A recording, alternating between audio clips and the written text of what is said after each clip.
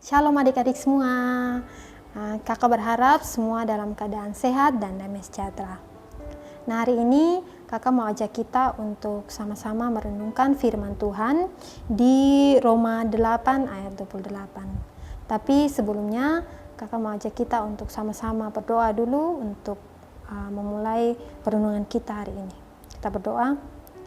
Bapa dalam kerajaan surga, Bapa yang kami sembah lewat anak-Mu Yesus Kristus, terima kasih buat kasih dan penyertaan-Mu Bapa. Hingga saat ini kami masih diberi napas kehidupan oleh-Mu Bapa.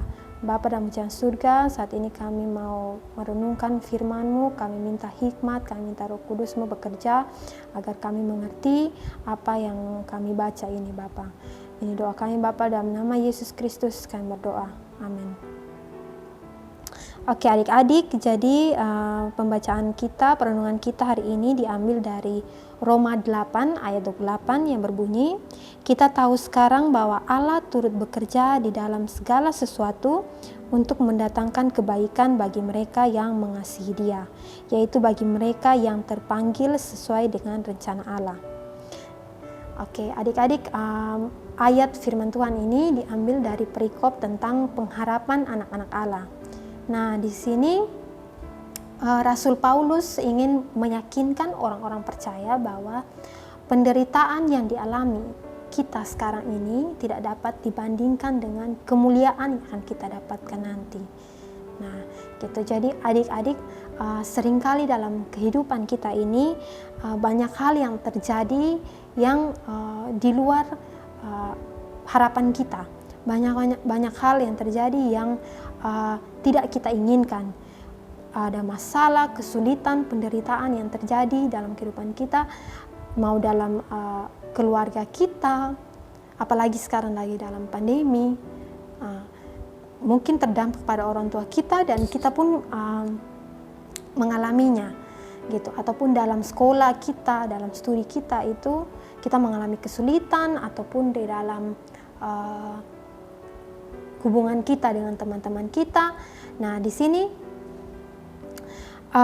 kadang-kadang kita bertanya-tanya kenapa Tuhan mengizinkan kita mendapatkan melalui masalah-masalah yang ada, yang kita rasakan saat ini. Nah, adik-adik, mungkin ada penjelasan kenapa, banyak penjelasan mengapa kita mengalami ini, mengapa kita mengalami itu, tapi kakak mau kasih tahu bahwa ada satu hal pasti kenapa Tuhan izinkan kita mengalami masalah, mengalami kesulitan ataupun mengalami penderitaan dalam dunia ini. Yaitu Tuhan mau kita belajar mengenal Dia lewat penderitaan yang ada, yang kita alami gitu. Nah, ada beberapa cerita di Alkitab ini. Ada beberapa kisah yang menggambarkan bagaimana masalah, kesulitan dan penderitaan yang dialami oleh orang-orang ini yang membuat mereka akhirnya mengenal Allah. Gitu. Nah, kita lihat beberapa cerita. Yang pertama itu kita sudah sering dengar tentang bangsa Israel. Nah, bangsa Israel itu mereka mengalami penindasan di Mesir.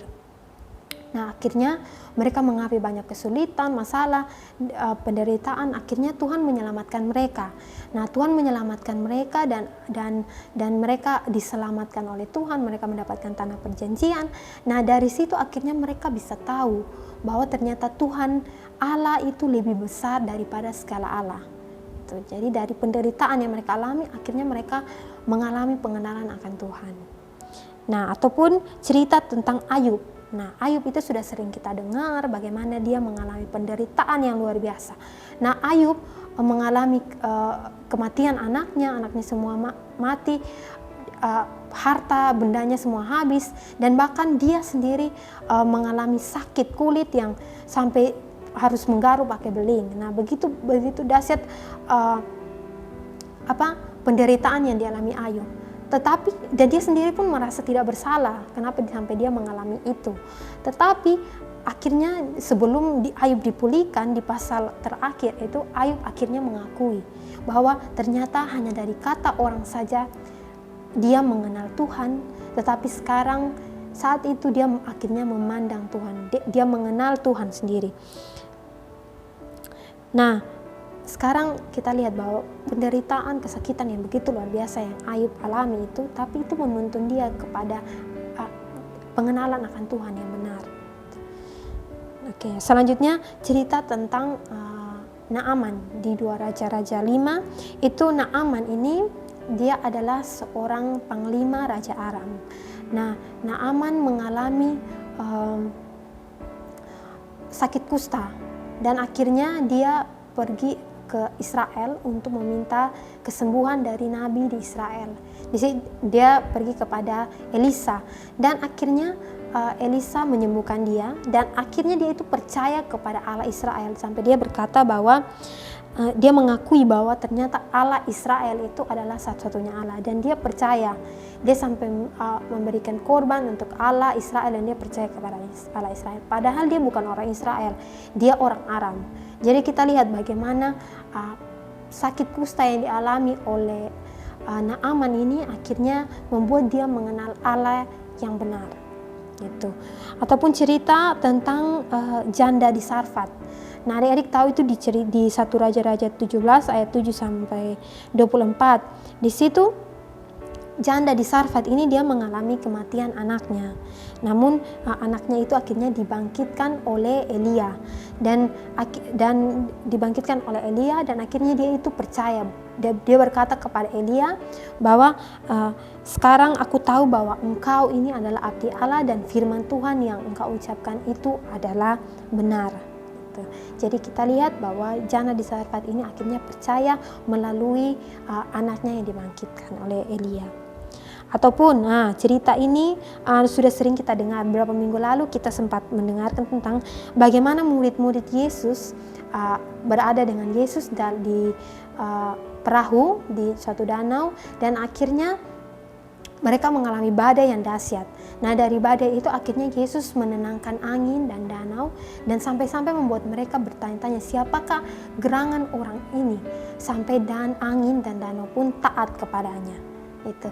Nah, adik-adik lihat bahwa ternyata dari mereka mengalami badai yang ada itu, akhirnya mereka mengenal Yesus, mengenal lebih dalam lagi. Ternyata Yesus itu punya otoritas dan semua hal itu harus takluk di bawah Yesus. Gitu. Jadi adik-adik lihat berapa rangkaian kisah ini sebenarnya membuat kita belajar bahwa ternyata masalah itu tidak hanya membuat keadaan kita menjadi buruk. Nah, kalau kita berpikir negatif, ya masalah itu selalu membuat buruk. Tapi kalau kita melihat dari sisi bagaimana Tuhan melihat, masalah ini bisa membuat kita lebih mengenal Allah. Kita bisa lebih mengenal Tuhan. Jadi misalkan dari kesedihan-kesedihan yang kita alami itu, kita bisa mengenal Tuhan sebagai penghibur kita. Dari sakit penyakit, kesakitan yang kita alami, kita bisa mengenal Tuhan sebagai penyembuh kita. Dari misalkan kita mengalami tuduhan-tuduhan, dari situ kita bisa mengenal Allah sebagai pembela kita. Ataupun ketika kita merasa takut, kita bisa mengenal Allah sebagai penjaga kita. Nah, adik-adik lihat bahwa ternyata kita bisa belajar dari masalah.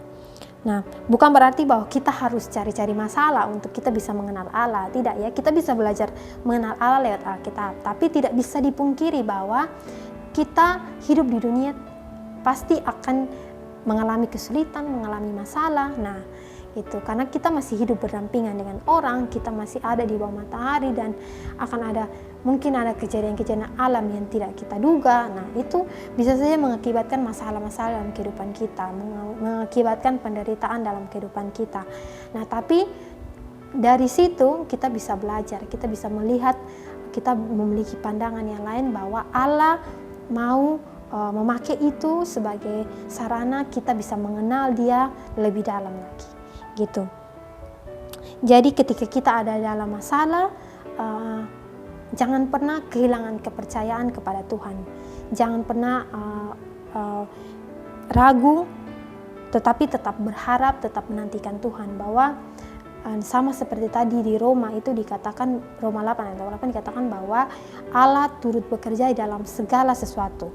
Di dalam segala sesuatu, bahkan di dalam keadaan buruk sekalipun, kita bisa belajar kita bisa mengenal Dia lewat itu semua gitu. Jadi adik-adik tetap harapkan Tuhan, tetap percaya bahwa Tuhan selalu punya rancangan baik buat kehidupan kita.